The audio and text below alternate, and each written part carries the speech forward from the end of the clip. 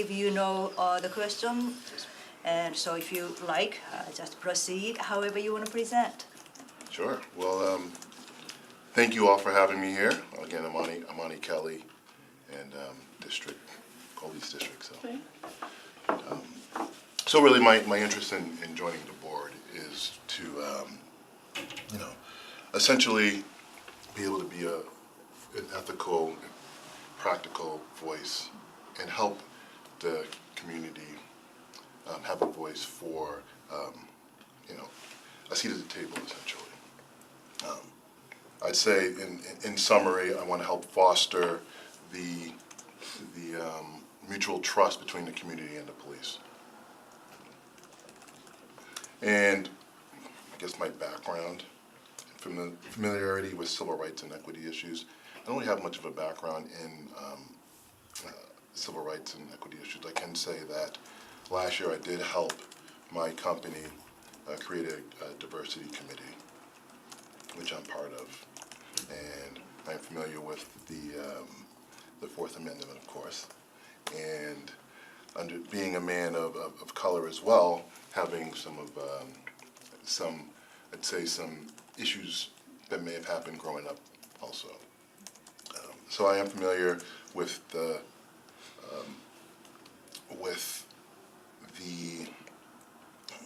everyone having equal rights, fair and equitable for all people, regardless of race, color, gender, creed, religion.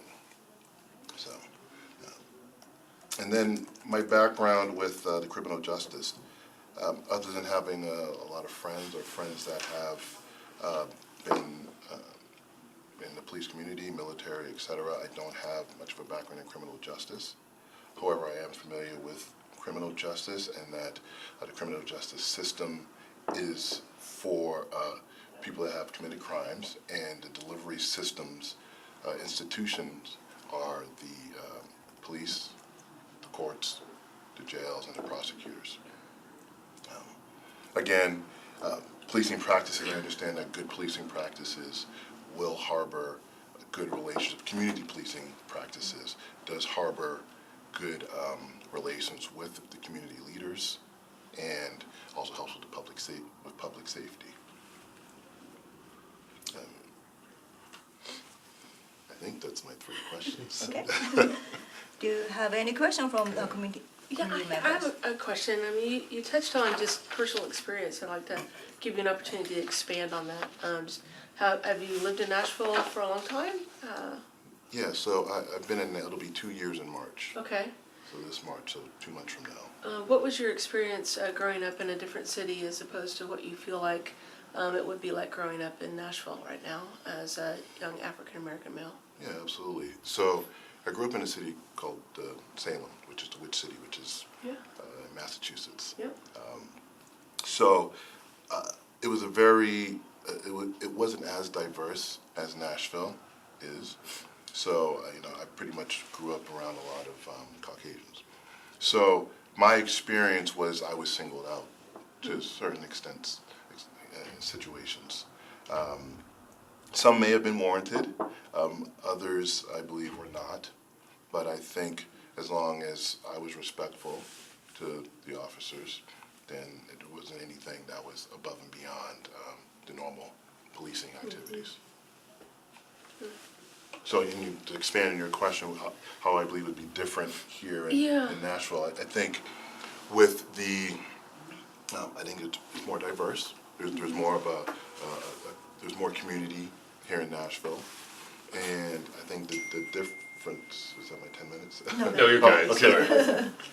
I think that the difference is that there is more than one type of person here, so it makes it a little more difficult, I think, for the police to ingrain themselves in the community as well.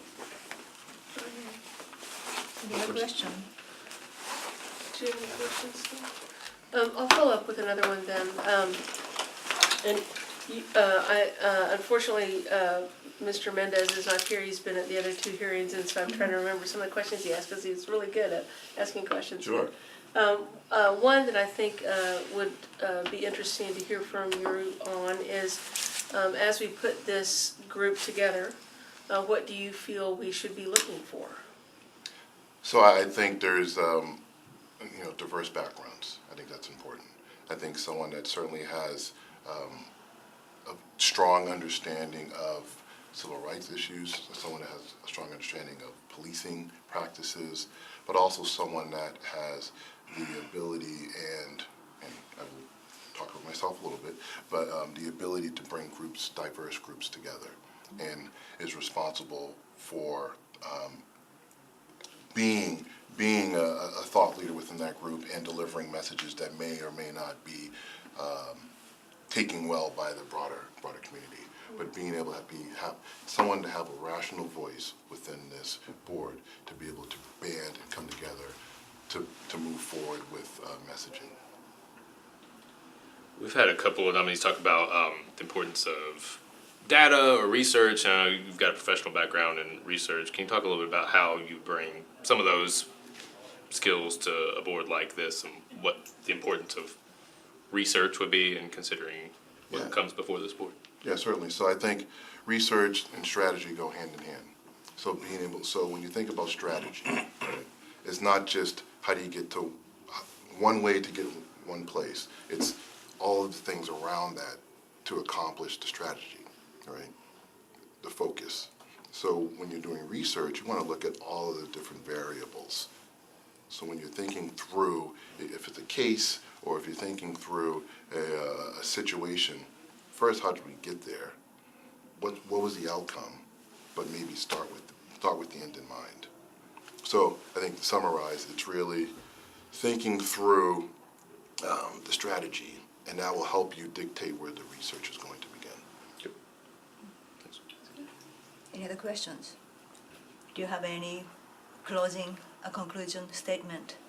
Yeah, I'd like to say that I think this has been a very thorough process, and I appreciate, no matter what the outcome is, that being a part of this process, and that I think it's good for Nashville regardless. So I appreciate it. I thank you. I know you guys put double time in, so thank you for letting me be a part of this process. Thank you. I appreciate you being in here, and I appreciate the time, Mr. Kelly. Thank you. All right. Good to see you. Good to see you as well. Have a good Yeah.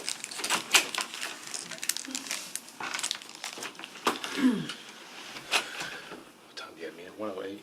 Yes. Excuse me.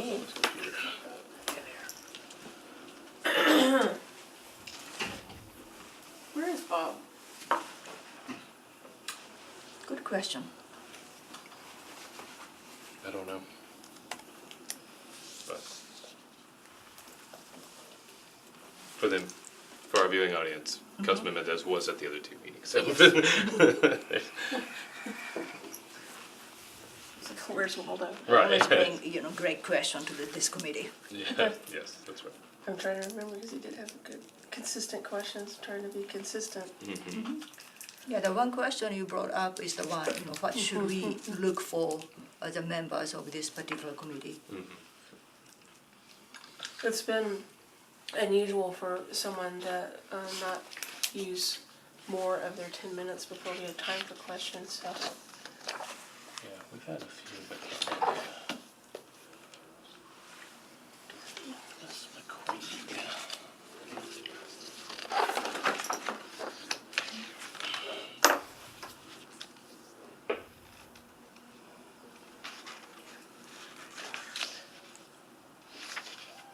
Is this Lisa's? Is she related to Lisa? I bet she is. So Lisa McCrady from Social Services. She goes to the same church. The church is denominated. Yeah.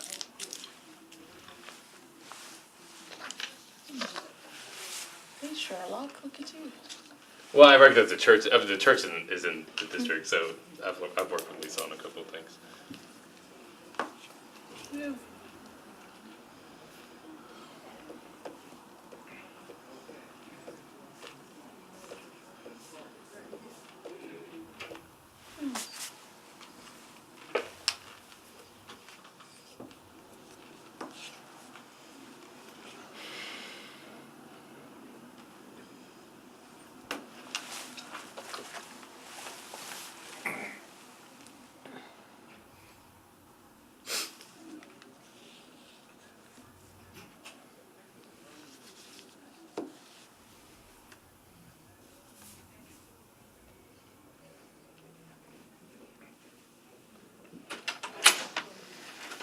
afternoon, Miss Dorothy McCrady. Thank you for being in here. Is this my seat right here? Yes, ma'am. Please have a seat. And we have 10 minutes to spend together. So I believe you have questions. So whenever you're ready, please address and present your whatever you want to say. Okay. Yes, plus we had to walk around the building. I don't want to take my time.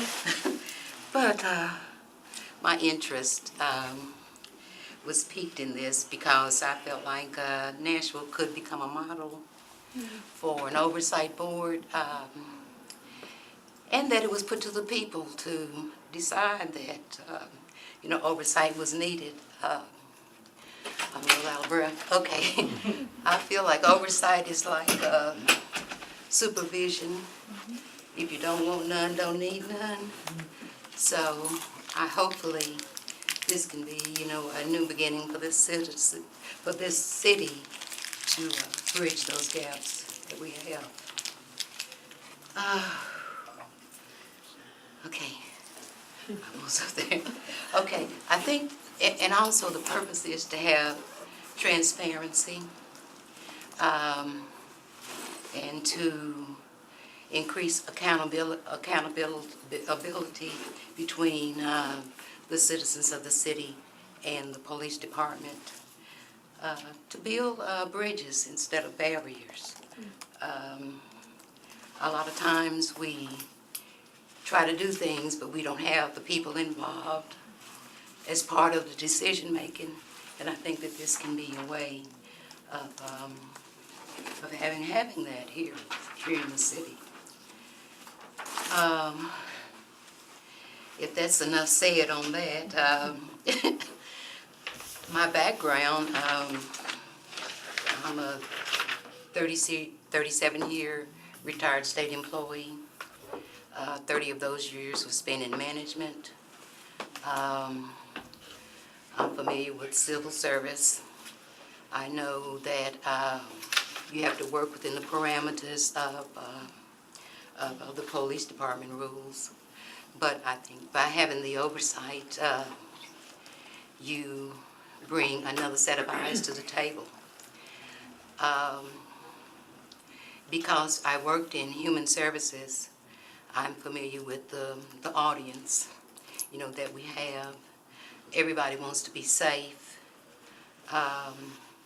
So I would like the same thing.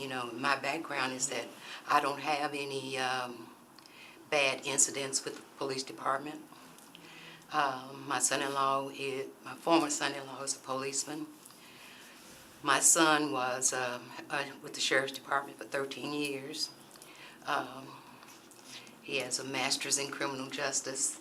And I think that that's kind of going back a little bit. With the education level of the police department, I'm surprised that we have the issues that we have.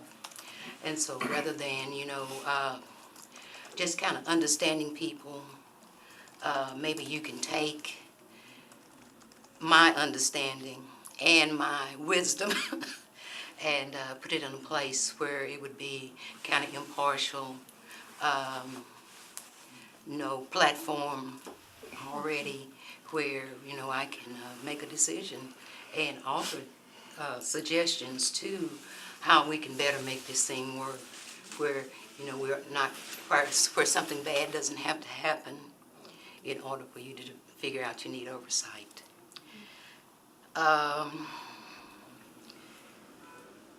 My experience with the criminal justice system, I don't have a record. I've never been arrested, or I have a family member who had been in Indiana in the criminal justice system. I have done a whole lot of reading, though, on how the criminal justice system works, how it affects minorities, mostly how it affects the poor.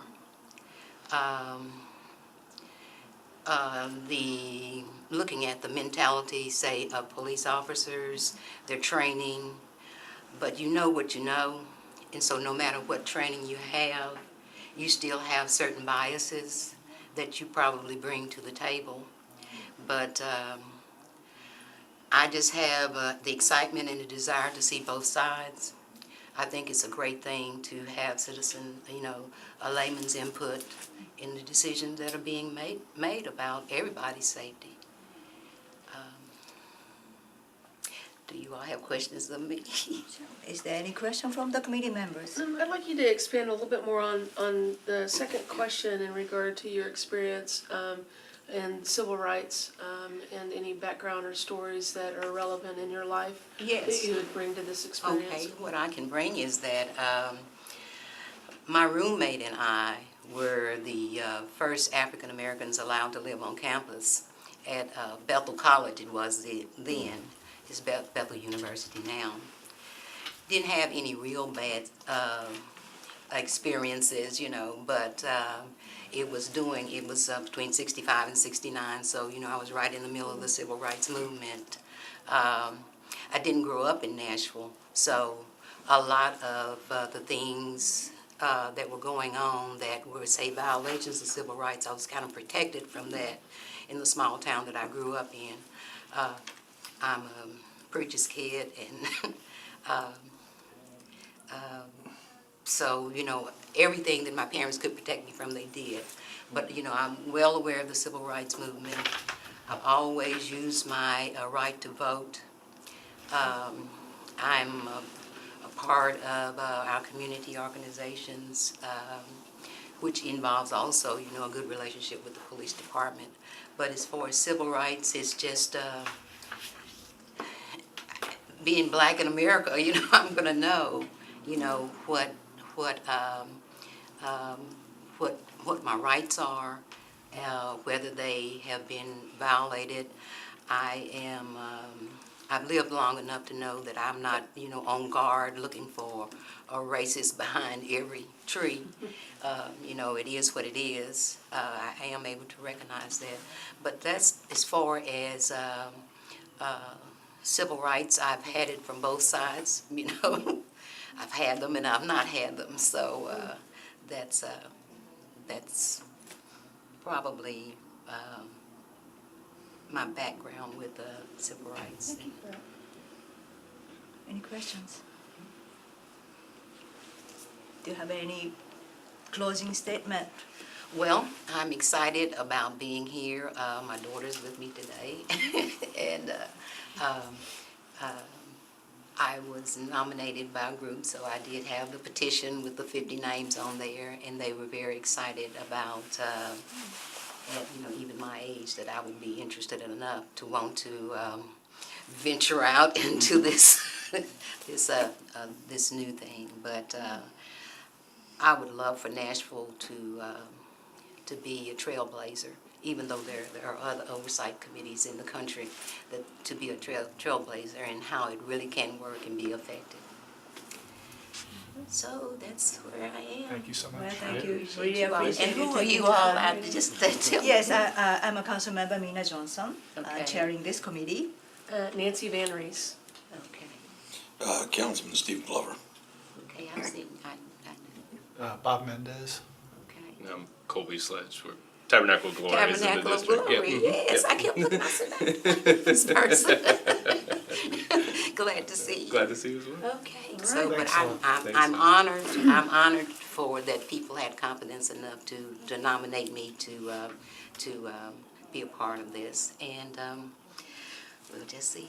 Yes, I we hope really I appreciate everybody's willingness to step up, and we're having a really difficult time choosing, I'm sure you selecting. But we will do, Thank you best very we much. can. Appreciate it. You all have a great rest of the day and stay dry. Thank you, you too. Let's have a break. Yeah. Jet out just for a second. So next 10 minutes is break, so I'm gonna cut the lights off, but I'm not sure if we are on the live streaming, so I am assuming we will be live streaming. Should assume it's still Yes, streaming. but since we are taking breaks, I'm gonna just turn the lights off during the break time. The green light's on, it's on. So we're gonna resume at 1:30. 1:30, okay. Yes, but I'm assuming because once tapes start running, we may be still on the live stream.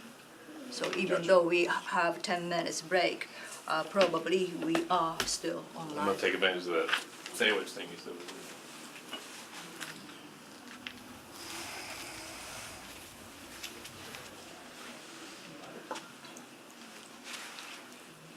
I stopped outside for a couple minutes before coming in. It's wet. Oh, It's very, yes. very wet out there. I saw peeked outside from inside of Yeah. the chamber. Yeah, it's I mean, it's not nearly as big as previous years because of the downpour, but there's still a lot of people out there. A lot of folks. It's a movement. Yeah. It's a great movement. I might sneak in another room during this time. Yeah, why not?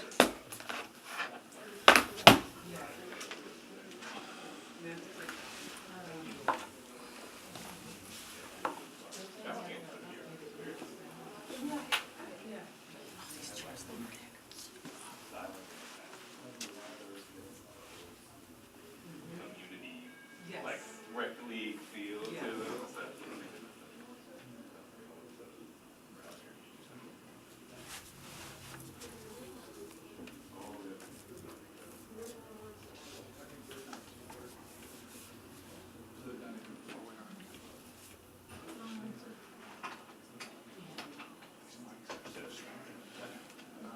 How was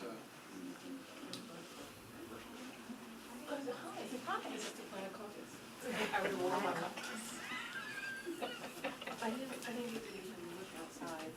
There's some people. It's not like it's been for the rain. There's so much parts of it.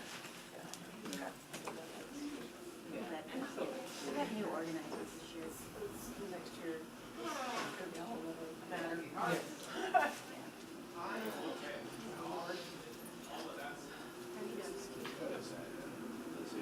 am leaving town on Thursday. That's good. So I'm in the, you gotta like work hard for a week to leave town, and you gotta work hard for a week afterwards to catch up and work out of town. So it's like a 3-week exercise just to go out of town for this. It's, just in case if live stream tells 10 minutes, it's kind of awkward being here, so it's I managed to go all last year with no vacation, and this is, I'm going with Cascioppo to Mexico City. That's right. And so I'm, It's not going to get it. Just stick with what's offered. there's no. We need to add a chair, catch the light walks here. Oh, fantastic. So the edge is coming back.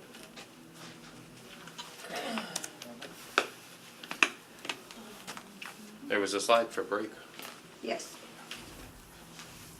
Close this door. It's good. The chair's a little wonky, but hopefully you won't have to roll that much.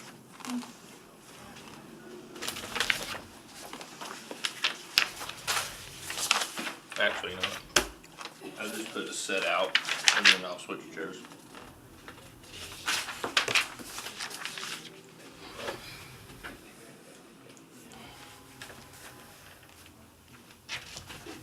Yeah, this Yeah, one's that's better. better. Much better. Steve and them, they could figure that out. Okay.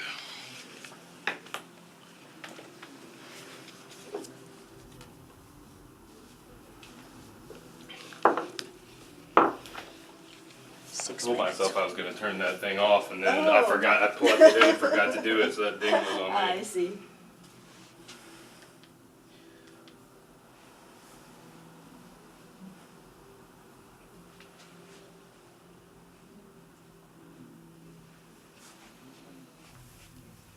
Okay.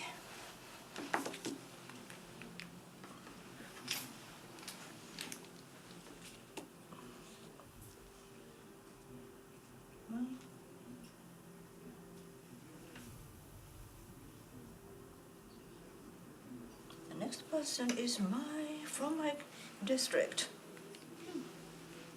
Cool. Yeah, but I don't think I have met with him though, he's new. I gotta tell you, Lisa, I mean, we've all worked with Lisa, but Lisa has come through in a pinch a couple times for constituents who have needed assistance.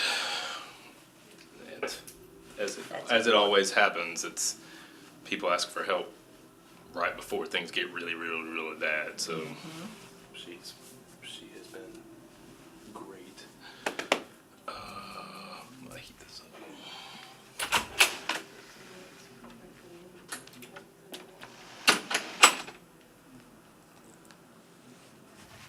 Really appreciate you being here, spending some time again. Yes. It's been very interesting to see all the interviews, I think. And they just, y'all go so fast, you know, Right. like after the other, so it doesn't even seem very long, you know? Yes, 10 minutes, They you know move what? so fast. Yes, especially, you know, they start sharing their experience and passion and so forth, and it just goes so quickly. Yeah. And sometimes, you know, we want to hear more, but, you know, Yeah. because it's 10 minutes. That's why they had time, plenty of time to prepare and make sure they got all their points Right, together. exactly, You know? right. Yeah. So And like I exciting said- so exciting to finally be here at this point. It Yes. was so long. Amazing thing is, everybody who stepped up is, you know, different, various background, and so everybody is qualified, you know, in that sense. Yeah. So we would literally have, you know, hard time kind of narrow it down. So You got some good choices. exactly, That's that's a good. good thing. We get to see, you know, interview again and see, you know, reaffirm, Yeah. you know, our selection and so forth. Yeah. It's been really interesting.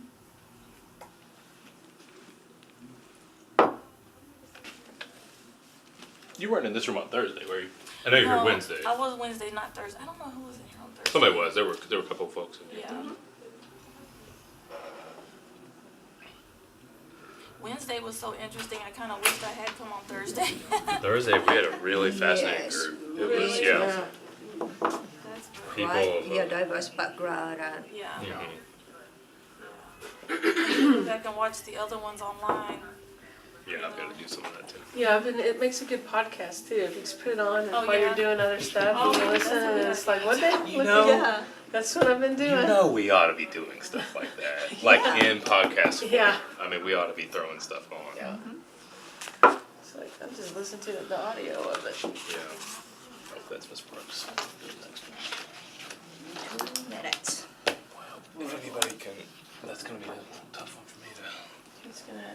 Cascioppo? Is that what we think? That's what Yeah, I would do. Cascioppo, I believe. Thank you. Welcome. Here comes Lady Black. Hey. Look, Did you get there's your? a chair, so, yes. That's you. Oh. Scooch if you need to. Stuff like this. Scooch if you need a. Yes. 2 minutes. So I think we want 1, 2, 3, 4, 5, 6, 7, 8. We're gonna have 8 candidates and then 1 break and then 1 last candidate. I like the blue. I always felt happy in a room with royal blue on. Blue. My nails were because my son was 10 the other day. And when I was pregnant and would get ready to go give birth, a friend of mine, we went and had our nails done blue. And so we went and done it again. So I'm ready to have them off though. It's kind of weird. But on the news this morning, the Channel 5 newscaster had it blue, and I'm like, must have been good company. You're on trend with the television personality. 1 minute's warning.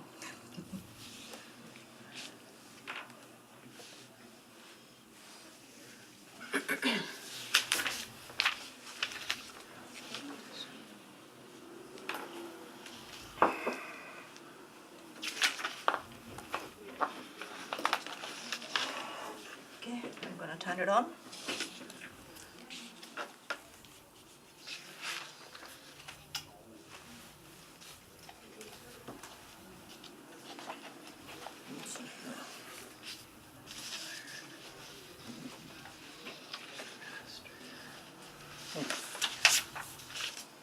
You can turn that around if you want. There's key things that I just look at. This is the form, these are the petitions, if you ever, that's what's in the books.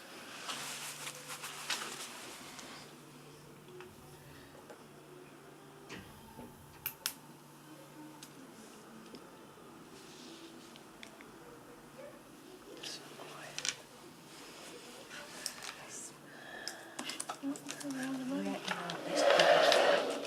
officially using some of his time. Uh-oh.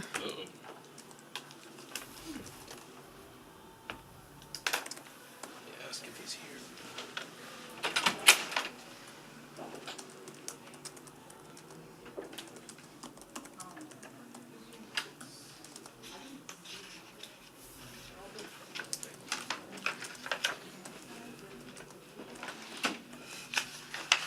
Shut up yet? Okay.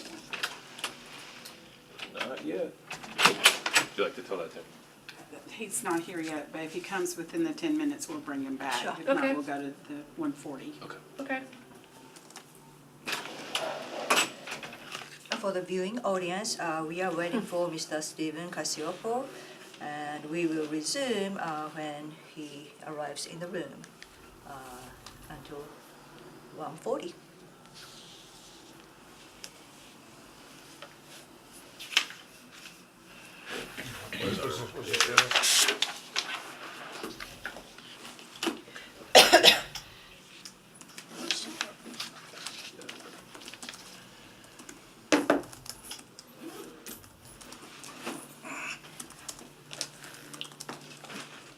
Here are the 2 different ways you can find. Only 2? You can find what? What are you finding? It's Bixby. I don't even, it's kind of like a Google, and it just pops up all the time.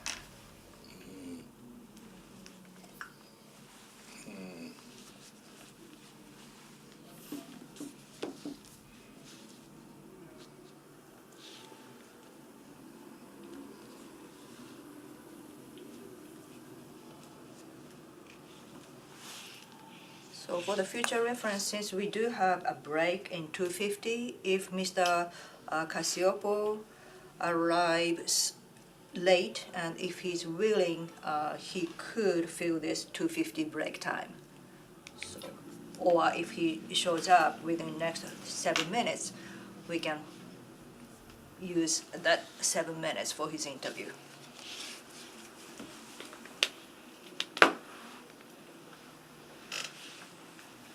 You should be like a play-by-play person in a sports broadcast. I did Yes. color commentary at a basketball game once in high school. It was so much fun. That was a very long time ago. Like yesterday. Well, I majored in radio TV in college, and but that was back when things were analog. I got to do the 12 South Winter warm-up, the 6K, 12K thing, and I got to announce like the winners as they came across. Yeah, it's fun. That was fun. You get to Yeah. practice your radio voice. Yeah, I still have an active FCC license. I've got two stations in Texas, no, 3 stations in Texas and 2 in Oklahoma that I was a DJ. Nice. Very nice. What kind of music? Some contemporary Christian music, jazz, and I did an overnight shift, top 40 station on the weekends in college, which was weird. You know, when you go to work at midnight and get off at 6 in the morning, Get you to but program. only on one day. You know, it's like, You need to program the dead airtime on Channel 3. yeah, exactly. That's a great idea. We have to kind of step up our You music. jazz it up. Exactly. No, yeah, we've got. When I worked at BMI, we did properly license the buildings for all performing rights. So if you'd like Nice. to play some music while we wait, You can come by. it is properly licensed. Come by my neck of the woods. Well, all 3 WXNA. PROs, yeah. Moving over. Jonathan Marks is doing a pretty good show over there, and he brings people in from the Yeah, I Pacific. worked with Jonathan when I was at the Symphony. He's a good guy. Mm-hmm. What does he do? So he's one of the DJs over at WXNA, and he does like a weekly show when he brings people on. Like I went on one time and talked about different experiences in it. I know Jonathan, I didn't know that. Yeah, it was really good. We even got college, which was Lamb late. chop. It's like 9:30 at night.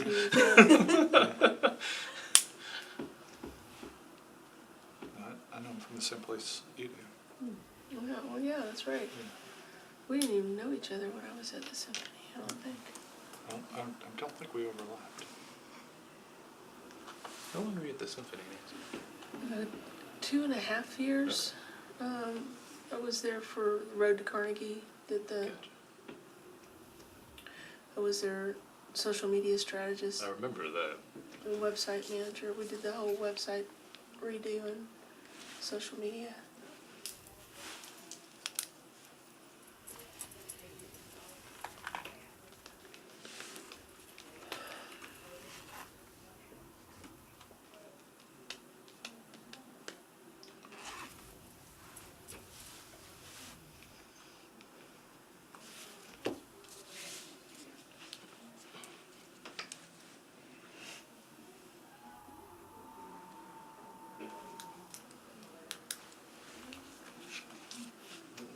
Minutes.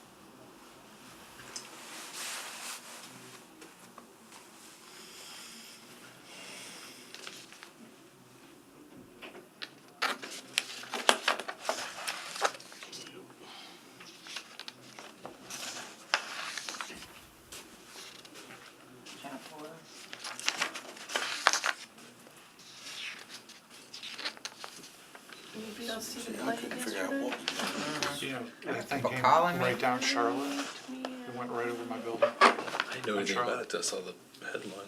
It was, so I'm at 21st in Charlotte, and it was headed toward the Capitol down Charlotte. It was really low. It was cool. It was extremely low. We were behind Butcher and B, kind of in that that spot behind WeWork, and it just like came out of nowhere. I'm like, what? That doesn't look right. I mean, but you could smell the jet fuel. It was so low. I guess 21st in Charlotte's a little higher than downtown, but from out my window, you could clearly it was flying behind high rises lower than the height of high rises, which was nuts. It was crazy. Cool to see. I kind of show my age, but I end up having like Red Dawn thoughts. Well, I mean, I was with 2 New Yorkers, so that kind of had a little PTSD. Wow. 1 minute to move I had people forward. call me that were downtown saying, "What is this?" And I said, the feds don't tell me anything. Yeah, right, exactly. Mayor don't even tell us anything, much less. It was the dry run for what should have happened today, I guess. Well, I did say, well, it's probably, the inauguration practice. So I was right, I guess, but I It had had no that idea. level of plane. What size jet was it? Before. Big. Really That type It's sort of a, Just that close it's to a the weird building. a cargo jet for a Yeah. flyover. Was it C-130? It was a C-17. C-17. Yeah. They've had a similar plane. I remember a year or two ago. Next, please. Thank you. Good afternoon. Good afternoon. Mr. Dexter Scott, thank Yes. you for being here. Hi, thanks for having me. We have 10 minutes to spend, so if you want to start your presentation, please go right ahead. Yeah, I guess I can go line by line here. Sure. I want to first say thanks for having me. It's an honor to be here. And I want to serve on the Community Oversight Board because I really want it to succeed. And for me, it succeeds in gaining the trust of the community. I work at the library at the Bellevue branch. I interact with the community every day, helping people who are, very much less fortunate than I am to people who are much more fortunate than I am, because everyone uses the library. My biggest fear of this board is that it it gets made, and it's made up of people who are more elite, former prosecutors, former lawyers, former police commissioners, and, the community doesn't really see themselves reflected in the community. And for someone who's my age, we don't really have that much kind of say in a lot of public things. And I also believe that besides having a diverse range of issues, like I think that having like younger people as well as older people is important, but everyone needs to be objective. One of my key principles in life is every decision I make, it's to be as objective as possible. Like this board should not be here to punish police officers, and nor should it be here to protect police officers. It should be looking at the facts and making recommendations based on those facts. And if we have an 11-member board who does that, it's going to succeed. But I think it can also succeed even more if we have a nice variety of people on the board who are made up of the community also. Okay, question number 2.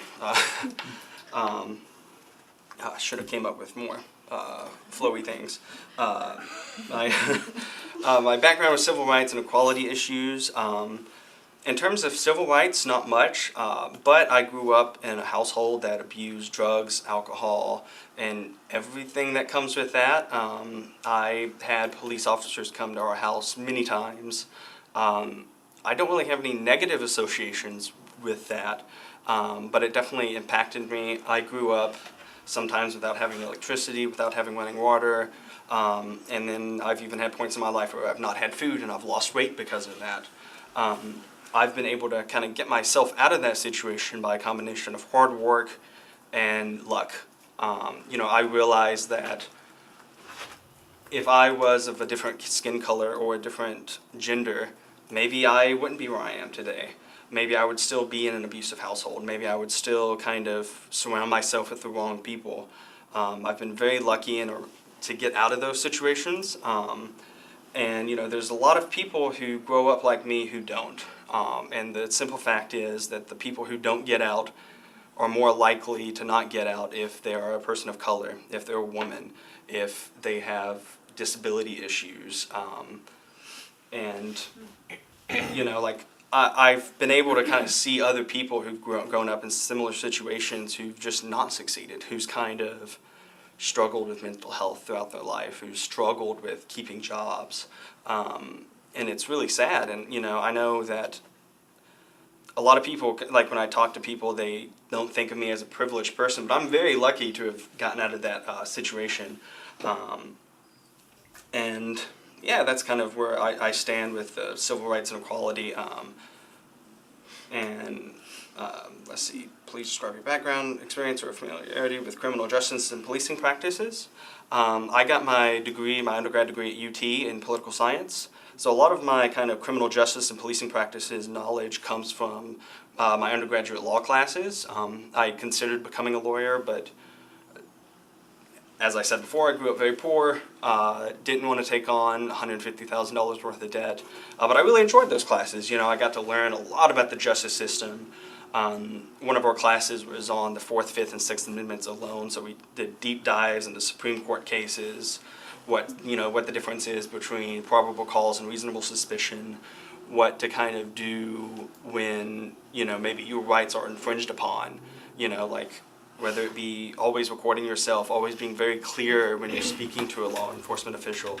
One of the scariest things about our justice system is that a lot of people don't know their rights, and a lot of people's rights can get infringed upon just because of their lack of knowledge. And yeah, if you have any other questions for me, I would love to hear them. Any question from the committee members? I don't, thank you. Okay. You mentioned a little bit about folks not knowing their rights very well. Do you see this board has a fairly articulated mission? Do you see the board as having a role in helping people understand what those rights are outside of its? Yeah, I think so. Whether something comes up, like let's say a more serious situation where someone's rights were infringed upon because maybe they did the wrong thing or said the wrong thing, like we're going to be making recommendations that are free to the public, and like we should serve as an example, and maybe kind of lead and like let people know their rights through our recommendations. I don't think we have to be so cut and dry when we do make a recommendation. We don't have to be like, oh, these are the facts A, B, and C. We can be like, oh, this is the facts, and maybe this is how it could have been done differently. Or, this is the facts, and for the future, do this differently. And, we're going to be working with the police department, and we're going to be working with kind of prosecutors. And, if we can build that trust, and if the community trusts us, then kind of, if A equals B and B equals C, the community can then trust more in the police department.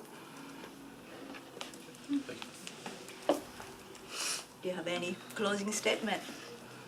I just would like to say that, I think that this board is a step in the right direction. One of the biggest issues that my generation faces is solving the criminal justice system. Because I don't, no matter who you are, you can recognize that there are faults in the criminal justice system. Before we solve a lot of other issues, we have to start solving our criminal justice system. I'm very kind of invested in talking about this every day, and I just really believe that this is such an important first step, because you don't have to do things by just changing laws. You can do things by just being transparent and showing people that, we do have a voice. This board exists, and if we uphold what everyone voted on this last election, then we're not just upholding the values that were put in the Constitution, but we're serving as an example to future generations. And I think that's as the most important thing you can do as a citizen. Thanks so much for Really bringing me. appreciate it. thank Thank you. you so much, Mr. Dexter Scott. Have a great night. Thank you. You too.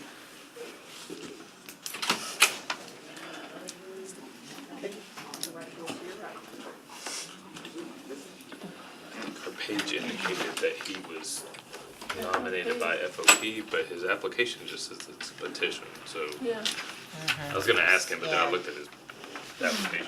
So that may have been. Yeah, I had him as self-nominated. That may Yeah, that, maybe this is it's self-nominated. somebody- Yeah, maybe somebody else we interviewed in this list is actually supposed to be that one. So. We can let the staff know that Yeah. if these are online, they make the correction. Yeah.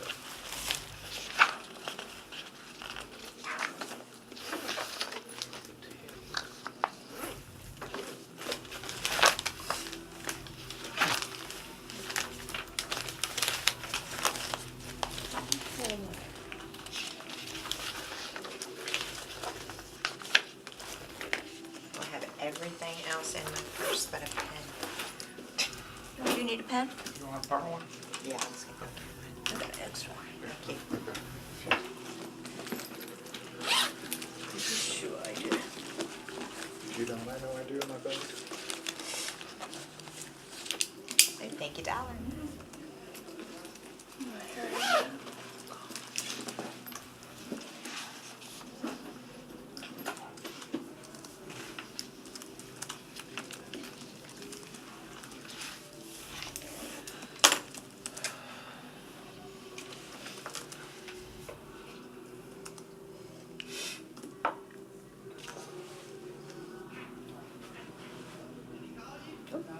Start getting little. Right, a little excited. It's coming. Good afternoon, Miss Tammy Coleman. how's everyone? Welcome. Good, how are you? Doing well, thank you. So we have 10 minutes to spend together. So Okay. whenever you feel comfortable, please proceed and present your statement. Okay. My name is Tammy Coleman. I've been a Nashville resident all my life. I'll be 50 in February. I have an interest to serve on the Oversight Committee because I am a person of fairness. I believe that laws and processes and policies are in position for a purpose, and we should all abide by them. I don't think that based on who you know, you should get a break, or based on, past relationships, you should get a break. I think we should all be accountable, transparent, and fair. Would you like to talk about your background? I am a mother of two, a grandmother of one. I currently work for Meharry Medical College as a contract administrator. I've been at Meharry for 7 years. Before Meharry, I worked at Gaylord Opryland as a trainer for their customer service reps. I enjoy life. I love to travel, love people, love the city. That's pretty much it. I have a master's in business management, so education is a thing that I like to continue. I like to learn, like to see different faces, learn different people, different things in the world. Would you like to talk about your knowledge about the civil rights experience? Being an African American, I have ran into issues with civil rights, issues that I would like to sit at the table and have a voice in how we fix those issues. Sometimes it's not fair. Sometimes it is fair. And I'd like to sit and just kind of weigh in on how the rights of others are looked at based on the color of your skin or based on your ethnicity. Just to be fair across the board. I don't have a criminal background. Don't have a speeding ticket. So I've never encountered the law on that side, but I do have a passion for the law. I like to follow the law. I like to follow cases. I like to see what the outcome is based on the information that is provided.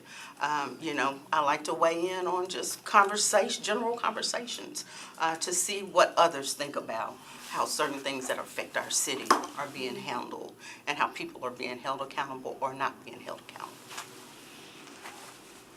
I will entertain a question from the committee members. Well, just on that last thing, you said, one of the things that I guess we got to struggle with is how to take 160 people and get down to 9 and what the balance should be of different perspectives. What are your thoughts about what different perspectives we should be trying to balance on the board? Well, I think the fairness and the transparency and the accountability is what needs to really be reviewed. I'll tell you one thing that I'm disappointed in this whole process is we have a person that missed a meeting that we're still going to allow to interview, even though the directions clearly gave direction and told us all what to do and what would happen if we didn't do it. But we have extended something that, are we extending it to everyone? Fairness is what should be looked at across the board. You should look at people who are going to voice concerns, who are going to say what the majority is thinking. Everybody is not going to express that. Everybody's not going to express that. Sometimes we turn a blind eye and a deaf ear because we're scared of what the majority will think about us. But you need people that will voice that concern when it is those tough questions. Yeah. Yeah, I think, Ms. Coleman, I think you bring up a point even by voicing your concern, because I think the idea of the Community Oversight Board is for the community to give feedback because they're not being communicated with about policy. And so it's a very good example because you're absolutely correct, and the committee agreed that if anyone else is late, they also will be afforded, no one else has been late. So they'll be afforded the opportunity to talk at the end of the day. So I think that it's a good example of being able to say, look, if we don't understand it, there should be a place to go and say, let's review this. Was this fair or not, right? So I think it's a very good example, and I appreciate the opportunity to kind of use that example and to answer your specific question about that issue. Well, and there were, that 2 nights ago, there were a couple other people that were 3 or 4 minutes late, so they missed half their interview, and the council office has gone back and called them and offered them the extra couple minutes also. But what does that do across the board for us that fix our schedules to be on time, for us that adhere to the rules and regulations? That's a good point. I can only speak for myself, but given letting them do the interview is one thing. When it comes to voting, it's going to make a difference to me. I suspect it's going to make a difference to a lot of us because of just the fairness issue that Yes. you raise. I wasn't gonna say a word today, I was just gonna. We know you better than this. But on this, I will respond. You're absolutely right. If there are rules, follow the rules. Right. Because how are your oversight That's committee? the very first if you don't question I follow brought the up this rules? morning when I got here, so. Yes. Or the early afternoon. So you're right. If there's rules, follow the rules. Thank you. Any other I questions just got from a the committee? professional background question. You've said you've been married the last several years, and it looks like you've kind of moved up in responsibilities and positions over that time. A lot of what it looks like you do requires a lot of attention to detail. So It does. can you speak a little bit to how you would expect this board to operate when there's probably going to be a lot of paperwork, a lot of different perspectives, and even evidence that comes in? How do you use your attention to detail as a benefit on the board? So first you have to pay attention again to the policies, the processes, the procedures that are in place, and make sure that you're following those.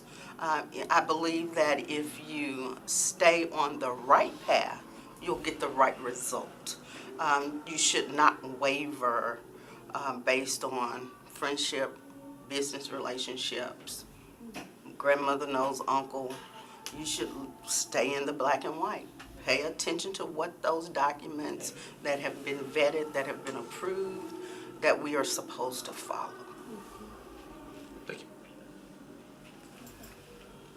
Do you have any conclusion, closing up statement? No, I'd like to be a voice. I'd like to sit at the table. I think I have a lot to bring. Thank you so I much. appreciate it. Thank Thank you, Thank Ms. you. Coleman. You all have a good day and don't get out in that rain.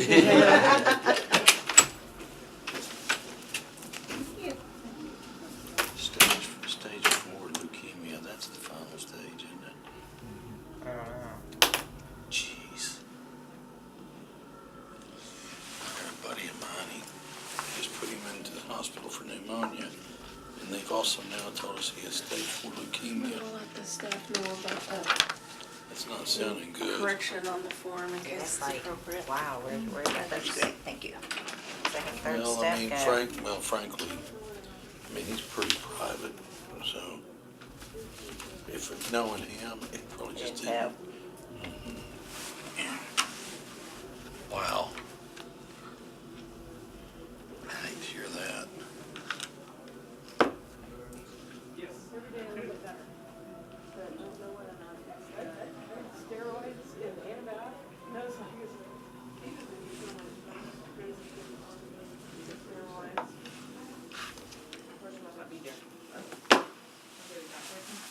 My mother's in the hospital, she's on oxygen, smoked all her life, finally quit like 2 years ago, you know, once they put her on oxygen.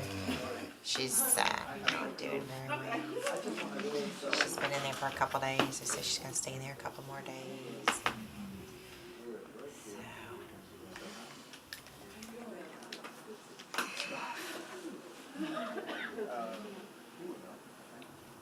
That's her call. Hey, I'm in a meeting.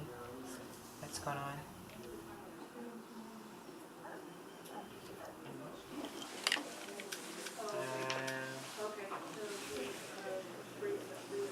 Okay, all right, bye. Is she all right? Yeah, she was looking at doing stem cell, but they told her she was too old. I have 10 minutes. They took my piece of paper, so I'm gonna grab this one. I'm gonna check it and make a correction if one needed to be made. For Scott, Dexter Scott. Well, not that. Good afternoon. Good afternoon, everyone. Karen Munoz? Munoz. Munoz, yes. We got it. I thank you for being in here. We have 10 minutes to spend, so please proceed however you feel comfortable. Okay. Addressing question 1.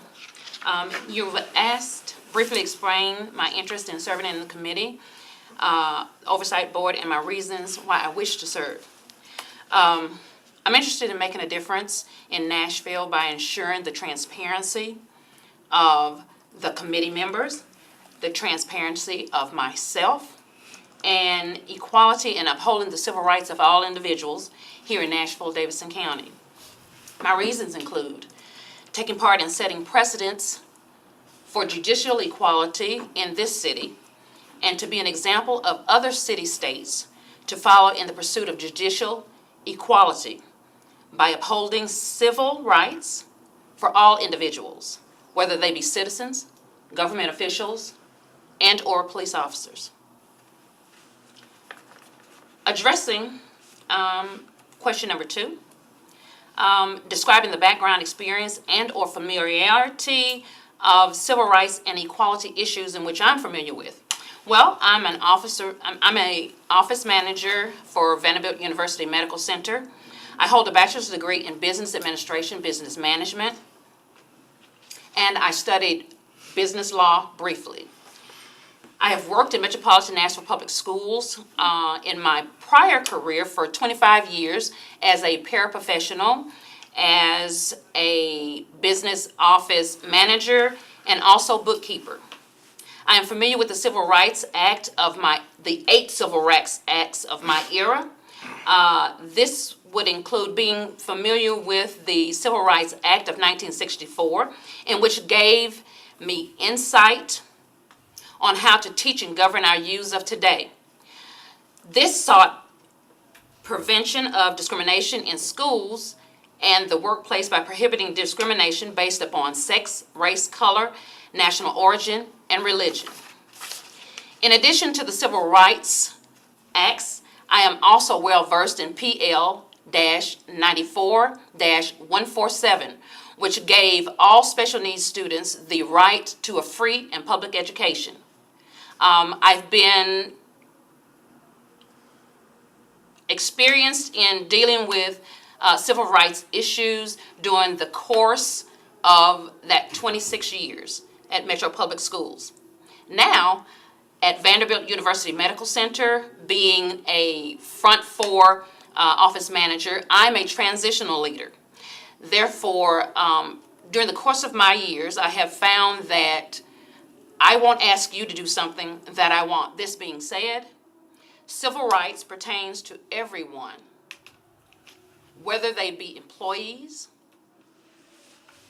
office staff, managerial staff, stepping in the political platform, whether they be governors, whether they be police officers, whether they be individuals committing crimes. Everyone is entitled to the same treatment. I have also,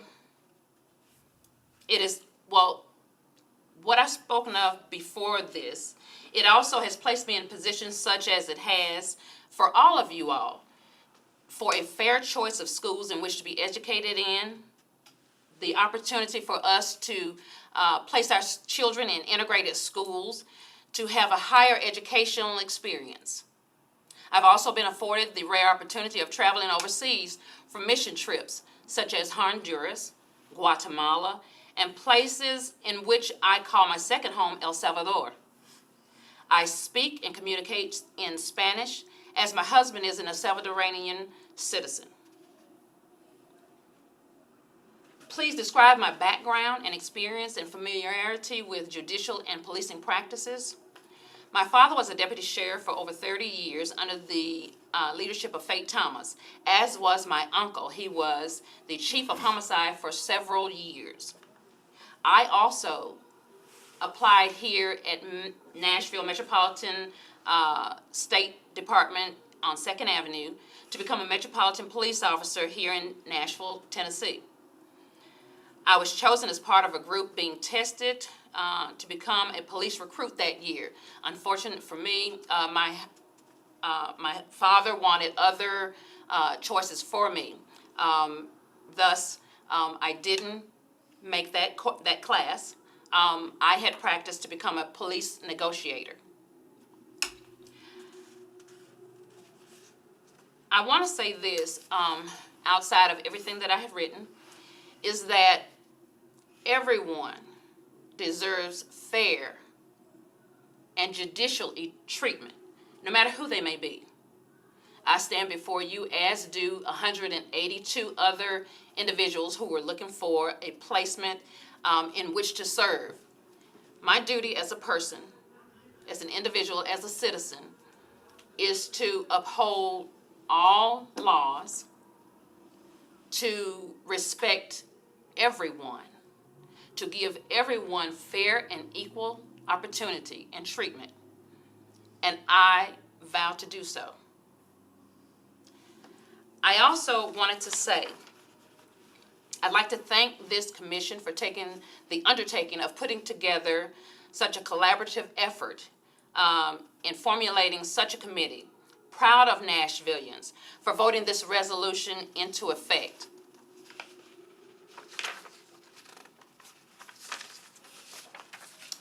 But I'm most excited about being part of a historic event and look forward to serving our community on this Community Oversight Board as a member. If given the extraordinary opportunity to serve this city of Nashville as one of its board members, I will work tirelessly to uphold the civil rights of all. I'm very thankful to the voters for voting this resolution into effect, acknowledging that we are not yet a city of, daffodils, recognizing that we still have some dandelions yet in our midst, knowing that we must eliminate injustice and eradicate it wherever it exists. Should you all have further questions for me, I'm happy to answer. Any question from the committee members? I don't, that was very thorough. Mention your family background with law enforcement. Since you kind of grew up with that, how do you, if at all, do you see any differences or changes in? I do not. I've seen both sides of leadership. Coming from a policeman's background, my father, my brother, and my other, I have several persons within the police force. So I grew up that way, was reared that way, governed that way. So I see no discourse in, choosing one side to the other. I also believe in our civil rights and uphold that. I'm a citizen myself, and I want fair and equal treatment, as do I want for everyone here in the state of Nashville, in the state of Tennessee, and Nashville in particular. I wanted to be a police officer, but my father had other choices for me.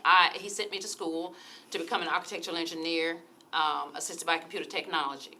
I chose another course after my years progressed, and I went into management. And I went in management fully knowing that I made the choice because I wanted to make a difference. I saw discourse in our business area and wanted to make a change. During my era of going to school, there was a lot of women were reared to be secretaries, matrons, housewives.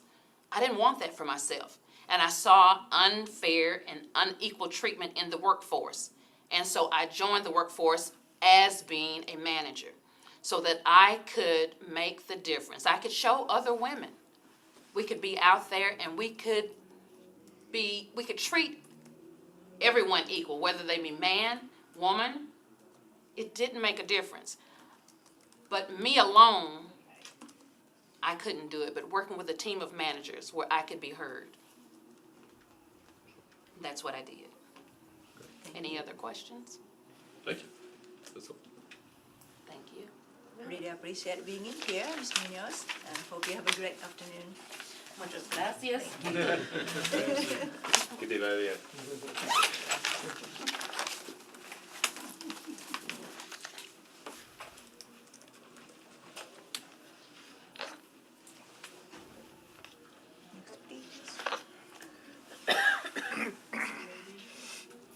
Good afternoon, Mr. Phillip Moody. Yes. Please have a seat. And we have 10 minutes. All right. So however you feel comfortable, please proceed. Question number one. The reason why why I want to serve is because it will be the first time I've ever experienced anything of this particular type. And I believe in the policy of trying to make the world a better place, and I feel like that that we as a group of people can come together and do what's right toward whatever we're confronted with, no matter what. And I know that just watching television and seeing everything that's happening to us as a country and us as a city, that it's time to have people to look into these things and try to just make life better for everybody, not only the populace, but the police also. So that is my goal, to try to do that, and to be as positive as I possibly can. And even though I'm not too familiar with all of the procedures of the police department, I do want to learn as much as I can while, if I am selected to be on the board, and to just have positive input. And that would be my goal for number one. Okay, my background.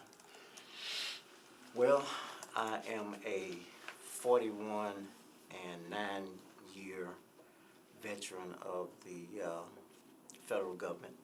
I worked for the U.S. Postal Service for 41 years and 9 months, and I retired. Before then, I was an aircraft mechanic for Avco Industries. I worked there for 5 years, and then after that, I went into the military. I stayed in the military for 4 years. I was a paramedic and a paratrooper in the military. I was stationed in Fort Sam Houston, Texas for my medical training, and I went overseas to Germany. I stayed there for approximately 3.5 years. I have, right now, since I am retired, I'm working for a corporation by the name of Senior Helpers. I am a tech for them.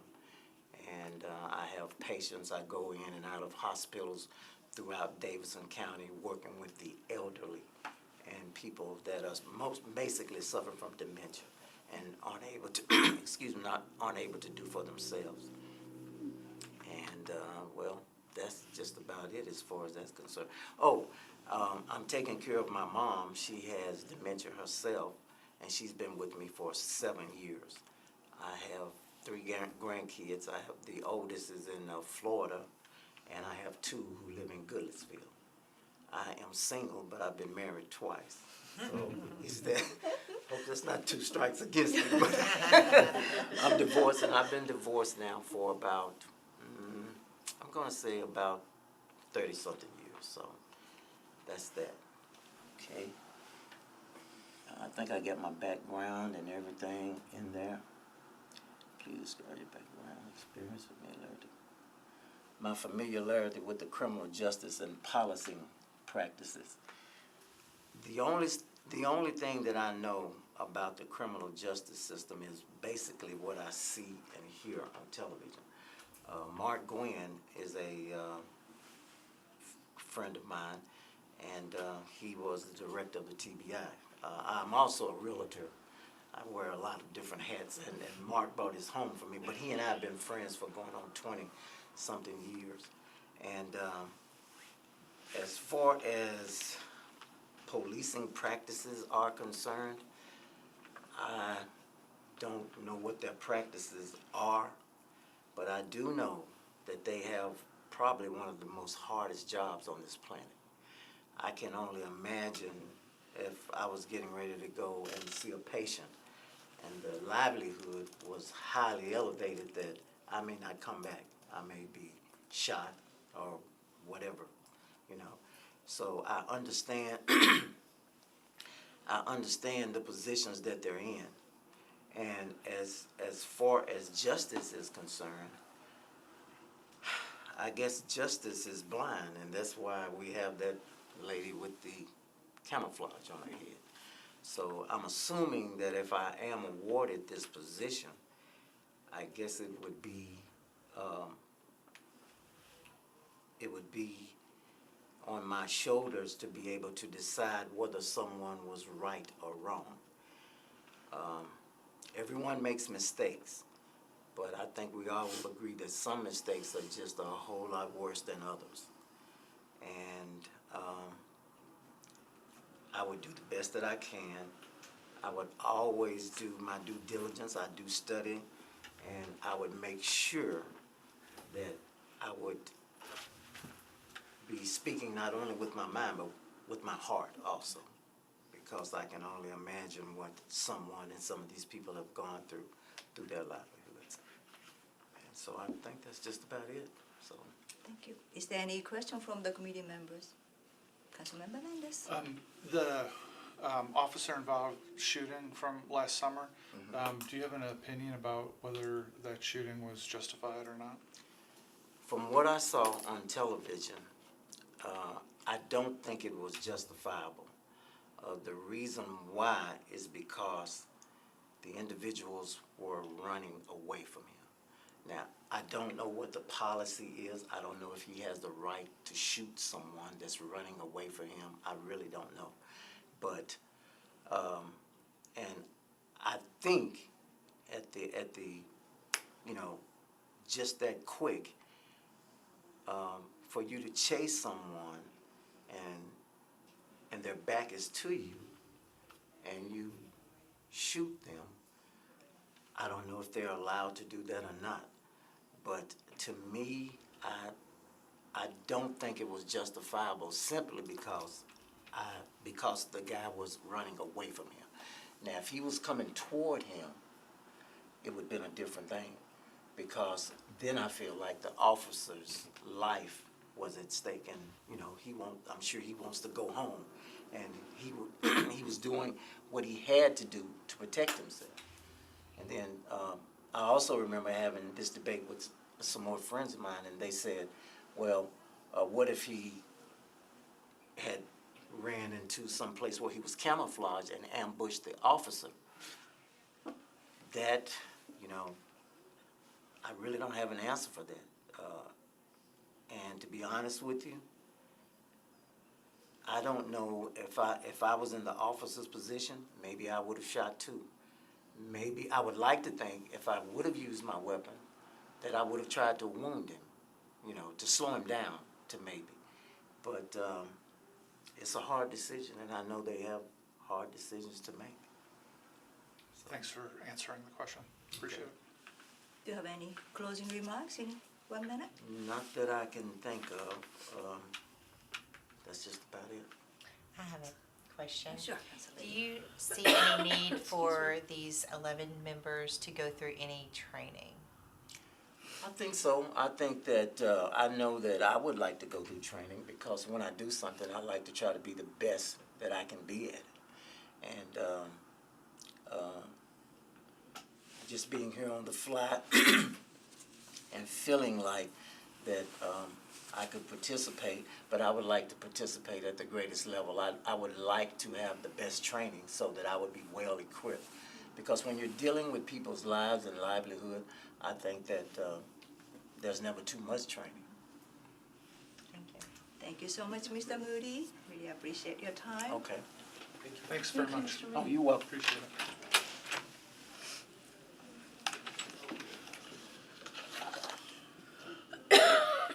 Excusez-moi.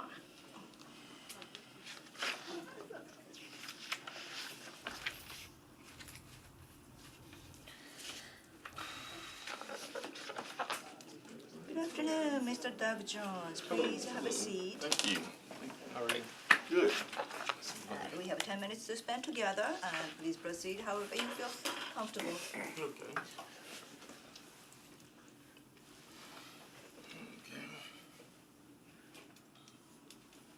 Okay, briefly explain your interest in serving on the Community Oversight Board.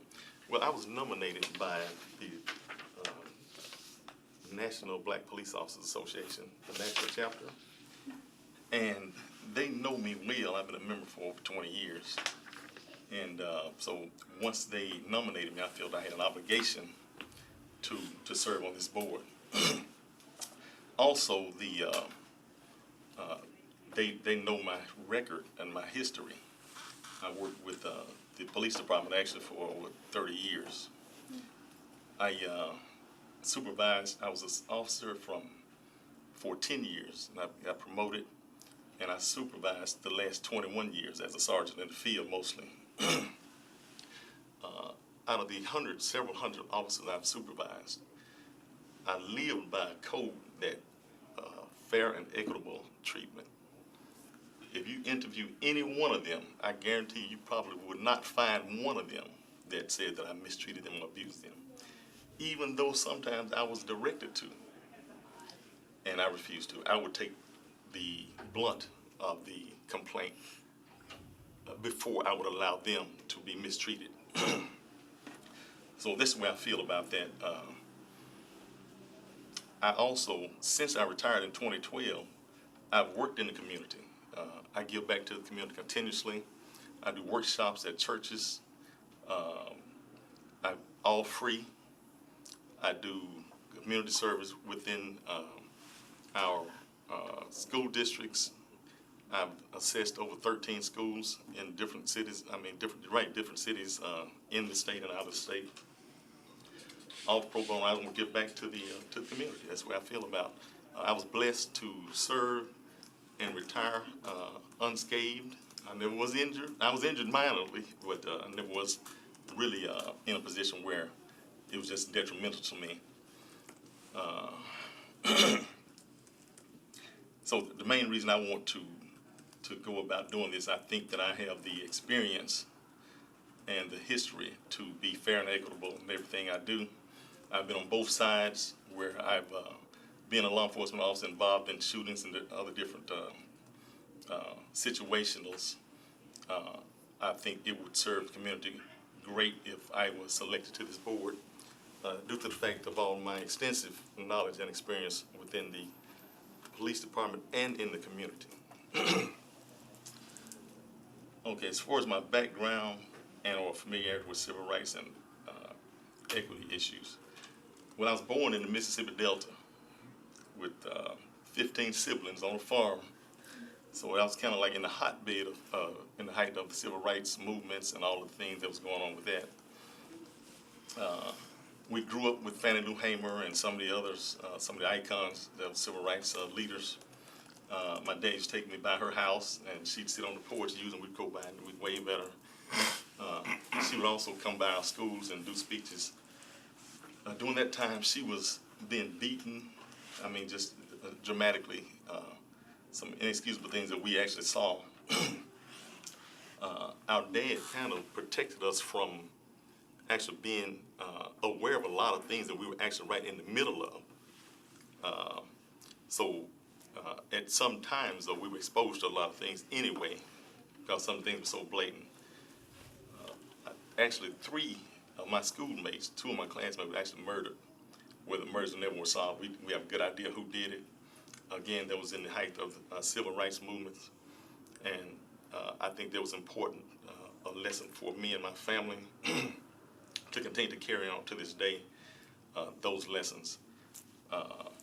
So with that as my background, actually, in 2017, our school district in Cleveland just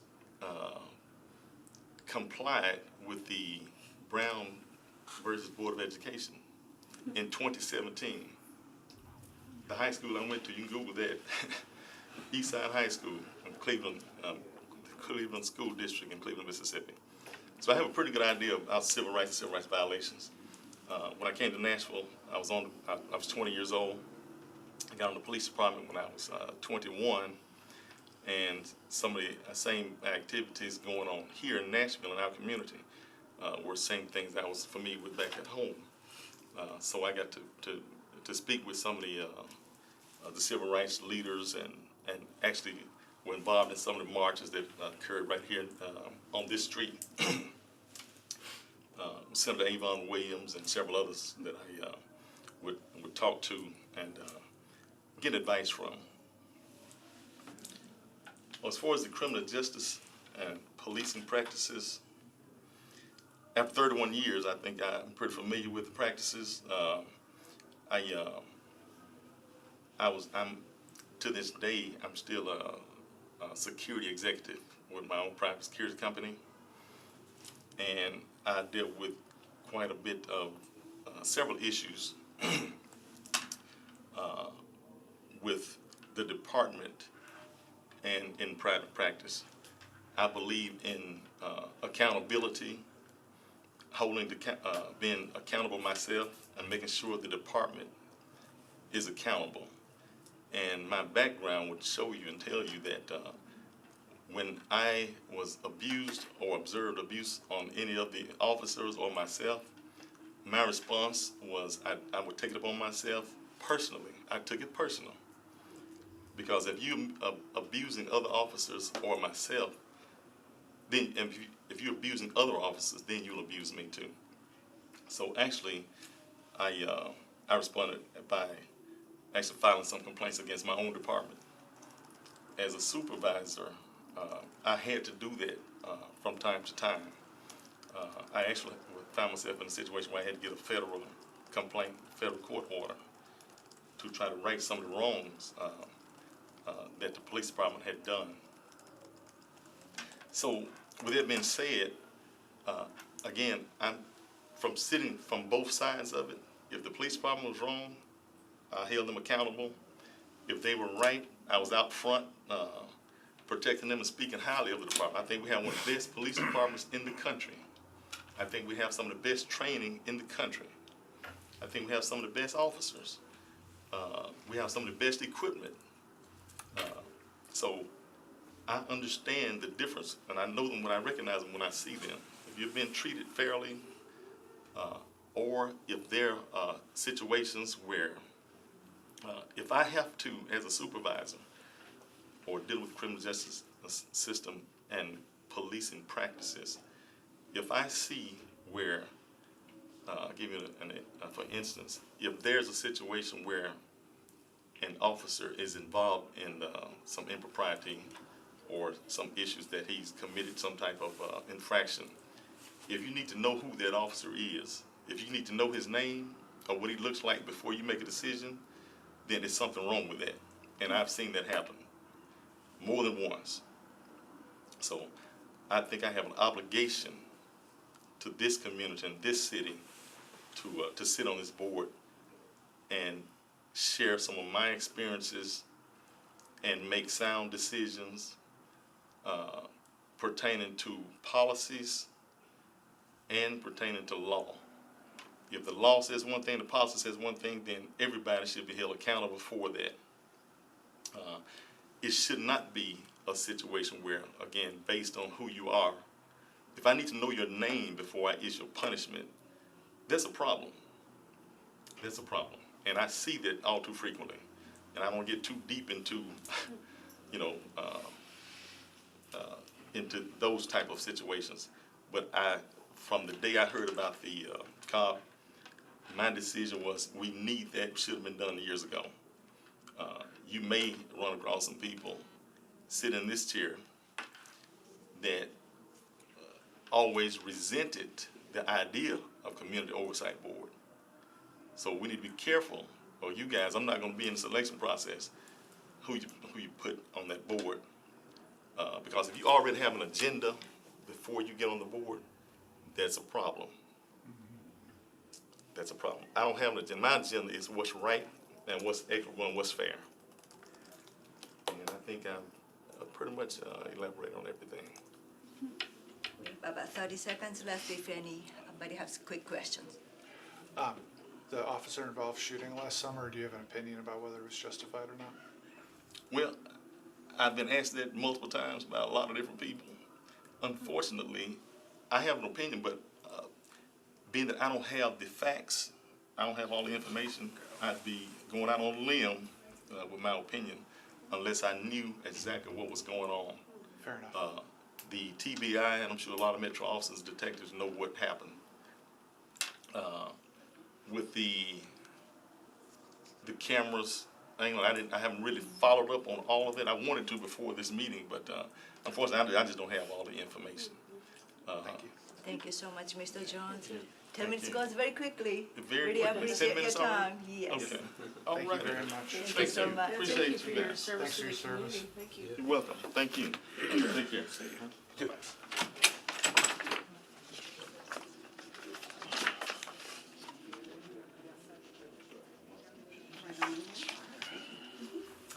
Good afternoon, Mr. Foster.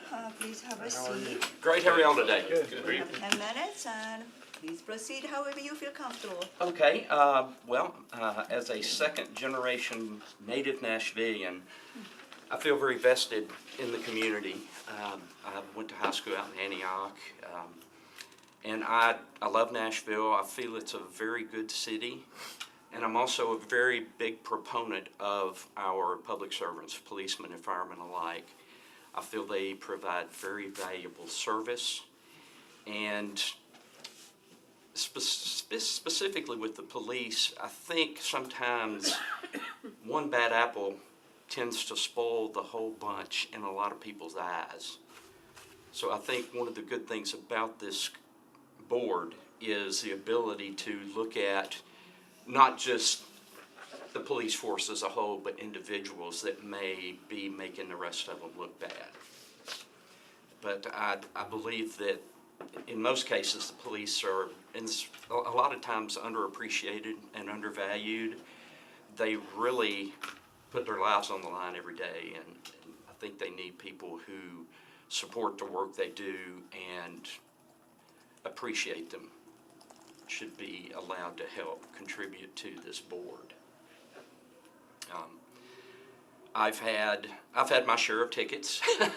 I also have, in all honesty, I had a number of years ago a DUI, so I'm familiar with dealing with police on the side of the criminal, for lack of a better word. I don't have a lot of experience in policing itself, but I have some friends that are policemen. I've had some conversations with them. I also have a friend that was with the Tennessee Bureau of Investigation, so I've had a lot of conversations with them about what they do and how they get their job done and the importance of not only their work, but how they behave and act in the public eye. As for civil rights and equity issues, you know, having grown up here, I can remember as a child a lot of challenges with equal rights. I grew up with African American friends. I still have some African American friends, co-workers, and I do my best just to see people for people and not really worry much about the color of their skin. I know that there are challenges, and I feel that they do need some help to kind of help balance the perception of their, for lack of a better word again, their worth and value to society. Any questions for me? I know that I went through that pretty quick.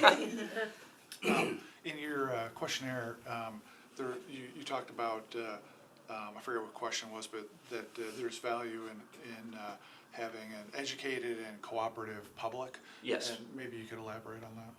Well, I think that it's important for the public to understand the job of police officers. And it's also important to educate your children on how to behave when they are approached or have interaction with a policeman, to understand how to behave and how to act, and to try to treat them with respect. I mean, they are people who, as I said, they put their lives on the line, and they do deserve respect just because of the job that they do and the service that they provide.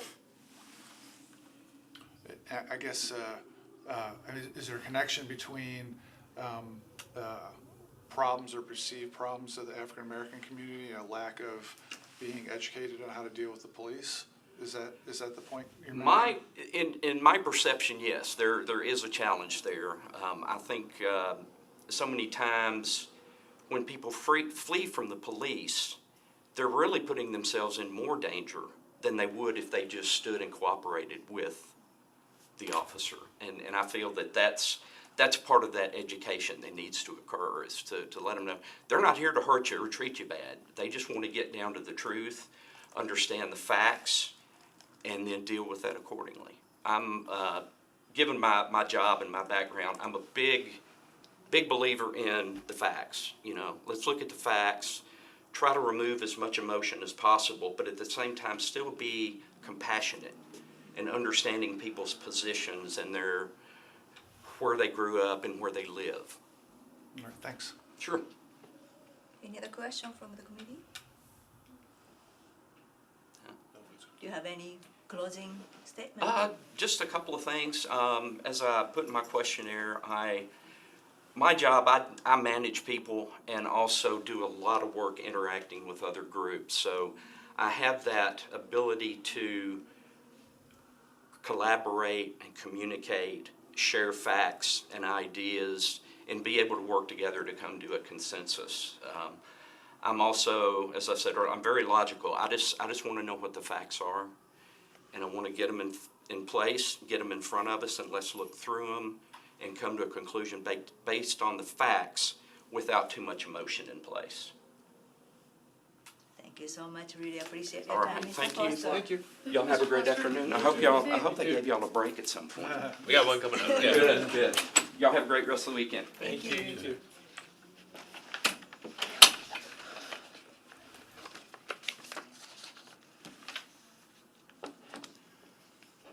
This screen has sheriff with the one on, but I believe the name is with two. Richard?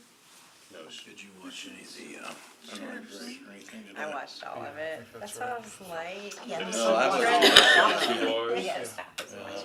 We don't even, man. I didn't want to go in the rain. This is her own handwriting or something. And that's what well, it's probably, That's funny. I think it's Sharif.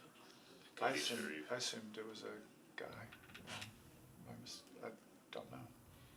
Oh, I hate that people have their names spelled wrong. Alright, I got 2 minutes. We got 2 minutes to fix it if I screw up. Yes, if you worked can. out perfect And they for were you. in meeting on one night, and then the other night, Wednesday, yeah, I can't go. Yeah. My daughter has volleyball. Perfect. I had clients. On Thursday, There we sick go. as a dog. There we go. Look at that. Wonderful. Thank you. I had a client Wednesday night, and I was planning on trying to come here Thursday. And I guess I got this 24 hours thing, man, so I hung close to one of my rooms in my house a lot, you know. That's Germantown, right? Yeah. Oh, I guess it was supposed to go home at 12. I talked to him the other day. I said, you need, he said, no, I don't want any visitors going this way. But residential That's- address is downtown. I'm the same way. I don't know. That's That's why when I said stage 4, I'm like, that's why, I mean, when I see that stuff, it's not because we're trying to be No, that'd be the mean. 500 block, was it? If I don't feel good, the last thing I want is people around me. right. Oh, no, you're right. I'm thinking of a different. Yeah, Yeah, that's- it's over by Morton's. Morton's, it's, Right there, yep. Cool. Isn't this where they did a bunch of the Nashville stuff? yeah, right. Yeah.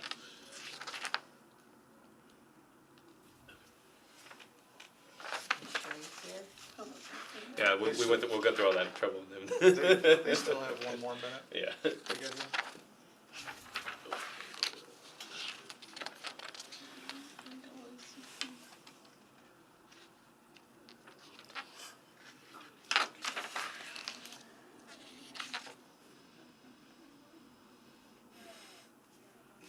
Has he made his decision how we're gonna vote yet?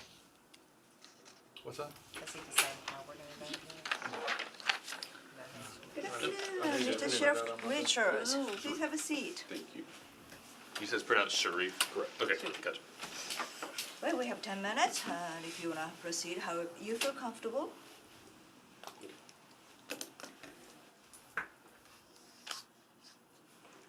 My interest in serving in the Community Oversight Committee on the board is that believe that I guess, uniquely suited to be on the board. I have an experience whereby I am from Nashville originally. I've seen Nashville grow and blossom into the community that it is now. I currently work in the legal field, primarily as a criminal defense attorney. So I also get to see the many facets of the criminal justice system and how it's kind of underrepresented in the community as it relates to the community in itself. I have had the opportunity of being able to do community outreach things, and I've listened and heard people tell me different things as it relates to what they would like to have see happen as it relates to the progression of the criminal justice system, as well as some of the things that they don't see and they complain about. So I just think that as it relates to that, I would be able to help, and that would be my interest in wanting to serve. My background is familiar with civil rights and equality. I have an extensive background as it relates to the legal field. Obviously, I have a JD from Vermont Law School. I've been practicing now since 2010. Part of my experience has been working with the NAACP. I volunteer and do some pro bono work with the ACLU. And just generally speaking with some of the local charitable organizations as it relates to community outreach and giving people like the Know Your Rights seminars and things along those lines. Criminal justice and policing practices, again, as a criminal defense attorney every day. Again, I started out, I've interned with Judge Monty Watkins when I first started here in Nashville. I then went out in solo practice as a criminal defense attorney, being my primary discipline. I had an opportunity to travel to Atlanta, whereby I worked at the public defender's office there. And I've come back and I've done a general practice as it relates to my current practice now. So I would say the bulk of my practice is criminal defense, probably being about 65% of the work that I do. So as it relates to the criminal justice field in itself, I work hand in hand with police officers on a day-to-day basis, with the district attorney's office, sheriff's department. So I know the interworkings of all of those different things and how they kind of go through. Is there any question from the committee members? I think you're probably going to ask the same question. I'm curious. We have a very limited number of spaces on this, and we're trying to do this the right way the first time, is be as diligent as possible about the right makeup of people, cross-section. We've had a lot of qualified attorneys apply, and I'm curious your perspective as to the right mix of professionals and non-legal professionals as it makes up the board. I think diversity is definitely key because perspective changes depending on, I guess, your experience and your walks of life. Mm-hmm. Attorneys, obviously, I think we are well suited to do it, being that we know how to see multiple perspectives and vantage points. So it teaches you not only to see this perspective from your vision, but you can also understand some of the different things from somebody else with a counterpoint. But as far as the breakdown and saying that you want to get general citizens who may not have that background, I think it's awesome because, again, we are a community of multiple people as it relates to background diversity and educational standpoints, and blending those together kind of give you that unique and holistic kind of body, which I think would probably be well suited for this type of board. Any other questions from committee members? I've asked some candidates, with that officer-involved shooting last summer, do you have an opinion about whether it was justified? I don't think I have enough details yet to make a decision to say if it was justified or not. But based off of what I have seen through the different hearings, I think that, again, the grand jury was right to send it over to get an indictment. And I think that process in itself shows that there's a legal question that needs to be answered. So to say it's justified or not yet, like I said, without having all the details, I'm not in a position to say yes or no one way or the other. Thanks.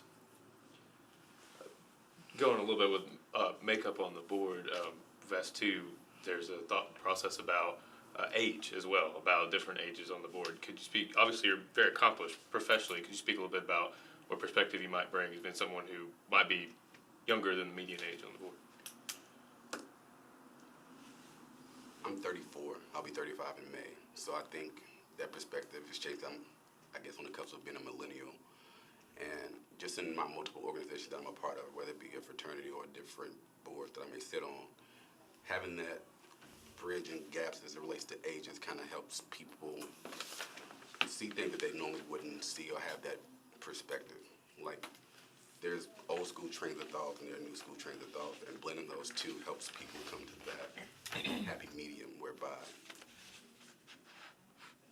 things are changing as it relates to technology, as it relates to perspective, as it relates to just anything in general. And like I said, the age gap, well, not necessarily the gap, but the age difference just helps to keep you there so that there's no, well, this is how we did it in 1945, and well, this is how we do it now. It just shows and say, hey, you have to work together to get to this point, and these are how some of the tools that we've used so that you can get to that point. Thanks. Do you see being appointed on this board having any conflict of interest in your career? Do you see it, or could you use this, or could anybody use this as a stepping stone into another avenue of their career, or say politics? I would imagine some people may have that motive, but me personally, no, I don't think that's something that you utilize it for. I mean, for me personally, it's just to make sure that the community is represented, like I said, from the diverse pool of people. And I believe that it's something that I would want to do because it's near and dear to my heart as it relates to what I do professionally. And just to be able to bring that perspective to the board, I think would just be something good. Any other questions? Do you have any closing statement, Mr. Richard? I'm just honored by the opportunity to be here with you guys. I mean, like I said, I imagine there are a lot of well-qualified candidates who've been here. Regardless of whether I'm on the board or not, I would imagine that you guys will do a good job as it relates to that. But if given the opportunity, I think I'd serve you guys well. And I thank you again for your time. Thanks very much. Thank you. Appreciate it. All right, y'all. Favorite break. Until 2:50. No, actually, until 3 p.m. So we have 12 minutes of break. Has this been on? You just turned it off? I just turned it off. Okay. That's like a little panic. Right, but, that's Right, of assuming, course. may not be coordinated, so I'm assuming could be still, live streamed. For sure. I think I see blue sky. Hey. That means the cold air's coming. Yeah. I don't mind it being cold if I get some sunshine.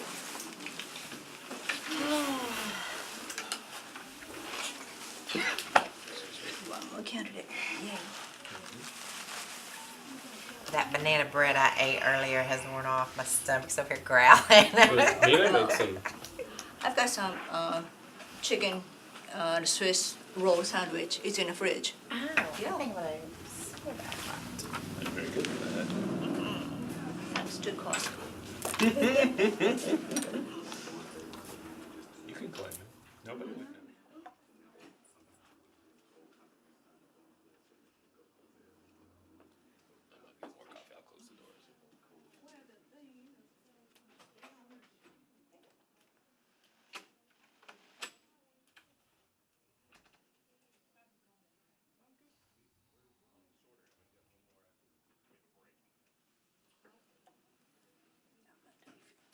Is there any more coffee?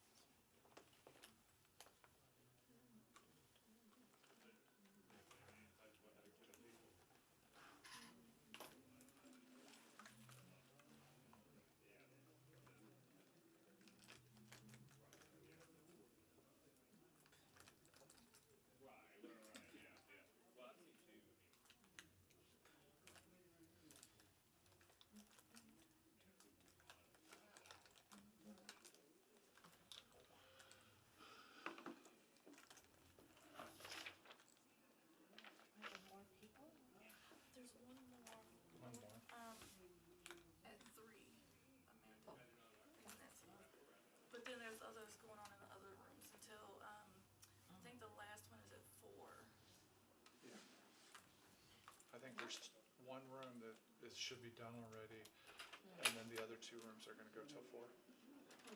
The one more in here. One more in here. At 3:30? No, just 3 o'clock. At 3 o'clock. Okay. So in like 8 months.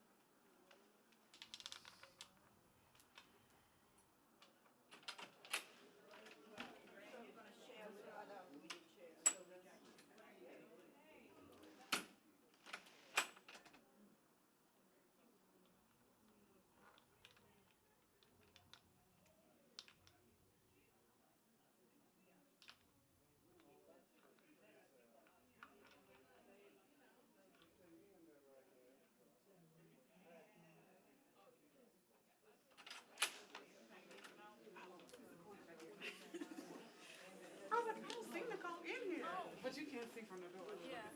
You need a snack or anything? You good? What kind of snacks you got? Granola bars and some cookies. You good or something? What kind of granola cookies? bars. Don't say oatmeal. They're not these. You don't have to. I got these and I got granola bars. You got low. Okay.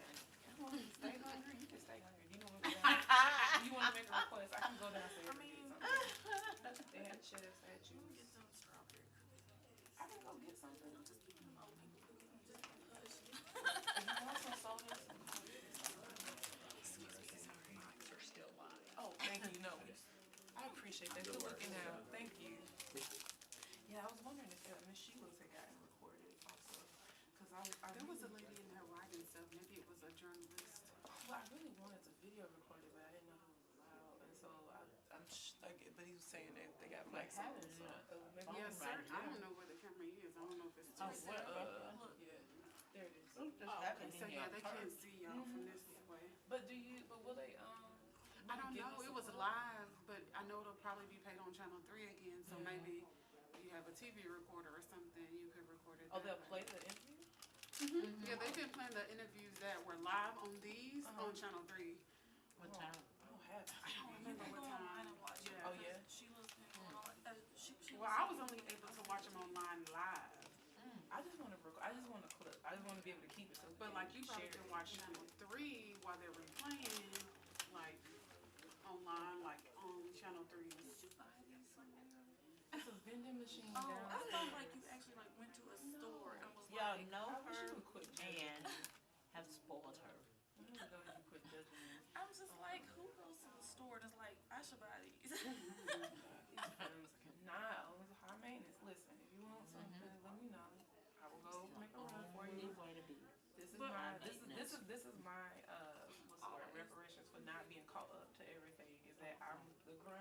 today, whatever it is y'all need.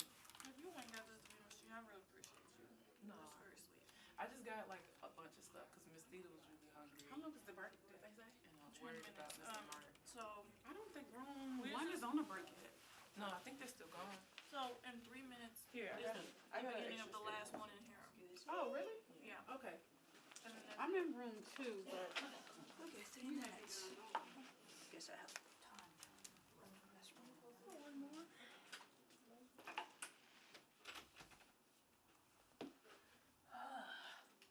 These rooms are bright. Now, are you all councilmen? Yes. The vice mayor, there's a rules committee, but he kind of put us all on that committee. So divided up so that we could all hear. So the chair of each of the rooms is actually on the committee.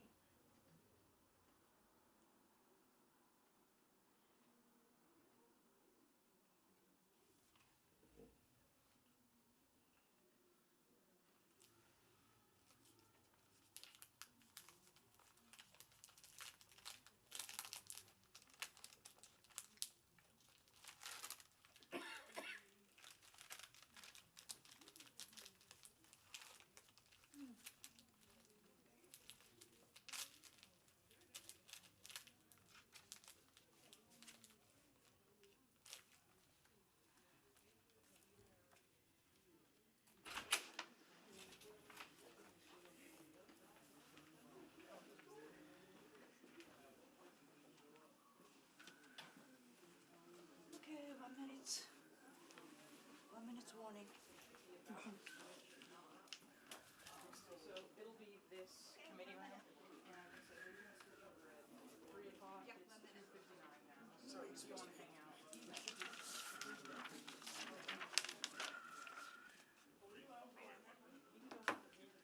Oh, hey, sorry. Let me cut you off. Everybody needs a hero.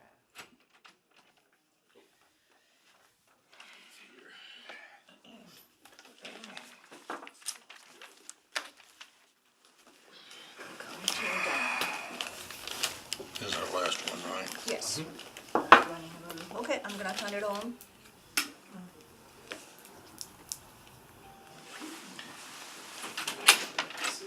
Ms. Harrison? Good afternoon, Miss Amanda Harrison. Please have a seat.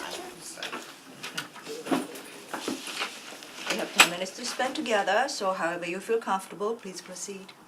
All right. Well, I'm Amanda Harrison, and I live downtown. I'm interested in serving in the Community Oversight Board because not only would I like to represent the younger groups and the millennial groups, but as I've thought about this process, I definitely want to make sure that we equally represent everyone, whether that be the police officer who may have acted within his right and his training and his ethics, or it may be the community member on the opposite side, and to always uphold the precedent of being completely unbiased and not driven by any sort of emotional campaign that may have been presented by the media or an outside source. That is the most important part for this board, and the equality of that decision-making is my #1 concern for participating in this board. With my background in civil rights or equity issues, I have mainly done things in the corporate world of America. I have worked for a community that held over 400 employees. I currently serve as the secretary and the interim CEO of a board of about 25 employees of a company that's grossing close to $1 million a year. I also serve as a regional training and director for another company that houses 125 members locally here in downtown. And with those situations, what I have done is I often complete the arbitrations that may come up so that they don't get kicked out to our legal department. One of the most recent issues that we worked on was the new hair fad and the younger ladies doing natural hair and rewriting our corporate handbook to make sure that we were compliant for genders and races and being still compliant with state health codes and labor laws. From there, with my criminal justice or policing practices, I have worked with the FOP and the state legislature on a project for the last 2 years excluding this current year because they passed the law last year for body cameras and several drafts of that legislation. I studied every state that held a body camera policy and several policings in the counties and how they use them, how long they keep the tapes, what's the best way for Tennessee to move forward to set a precedent for that. And they actually went with a very simplified version of the bill, but that's not to say that the more comprehensive one does not come up and that we use it in the future, which I'm sure that we will. And other than that, if you have any questions, I'm here to answer them for you. Question from the committee members? With the officer-involved shooting last summer, do you have an opinion about whether that shooting was justified? With the most recent one, Right. I do not have all the facts with that, but one interesting fact that I saw with that was if they interviewed the people he had previously stopped, because I had spoken with some of those people, and I think that that's something that a board like this should take into account, because they said that he was calm and friendly only 10 to 15 minutes before, and I think that this board would have a chance to use things like that to make a good decision on whether or not that is justified. And because I don't have the details, nor can I see the film footage, I would hate to mislead you with an incorrect answer. All right, thank you. You mentioned your work regarding the body camera legislation in the state legislature. I'm sure during that work you heard from a lot of different folks, a lot of different opinions, perspectives. Can you talk a little bit more about how you integrated those thoughts and perspectives in your work? Well, they gave a report that was concerted of over 235 action groups from across the state. And it was a condensed report that they gave to the House of Representatives. And I went with that, as well as using the things we had talked about during the city election. And in concerning their issues, you had to deduce them down because obviously there's hundreds of them. And you had to see the underlying themes. And it came back to, protecting children's rights, domestic abuse rights, people in health and mental facilities, and also if it was, like a child neglect case or something like that. And once you deduce the underlying themes, then we sent a letter back out and we said, these are the themes that you all have expressed your concerns with, and these are how we're going to address this, and these are what other states are doing. And they were happy with it. Any other question from the committee members? You mentioned bias, and of course, absolute removal of bias is, we're human beings, it's difficult. Right. How do you bring your skill set to be able to help folks recognize bias and set it aside? Well, I'm currently working on a federal fraud case, and that very item is going to come up when we go to trial. And with using the trial work that I've done, because I've worked on over 100 cases, and I've worked with juries, and I've worked with DAs, and just in seeing that, you always have to remember in a legal situation, it's based on facts. And you have to point out that the bias in a judge and the law is applied through facts. And that's what we have to stick to. And just from my experience and the record that I've had with cases, I would just continue to stick with that pattern that it's facts and it's the legal system. This is what we have to go on. Any other question? Do you have any closing statement? Well, one thing I would like to point out is that, this application for this board said to put your full name on there. And in the reporting that I've seen, most candidates did not do that because the definition would be your first, your middle, and your last. In the task that we would have to overview, every detail would matter. And I do hope that you take into account that attention to detail when you're choosing your candidates. And I look forward to serving in the public service for this position, and I fully think that I'm qualified to do this job. Thank you so much, Ms. Harrison. Thanks a lot. Thank you. Thank you. Enjoy the afternoon. Yes, you too. Thank you. That will conclude day 3 of community oversight interview process, and I want to thank Councilmember Slash, Councilmember Mendes, Councilmember Blaylock, Councilmember Glover, Councilmember Van Rees are joining me. Thank you. Thanks, man. Thank you for your pen. Sure.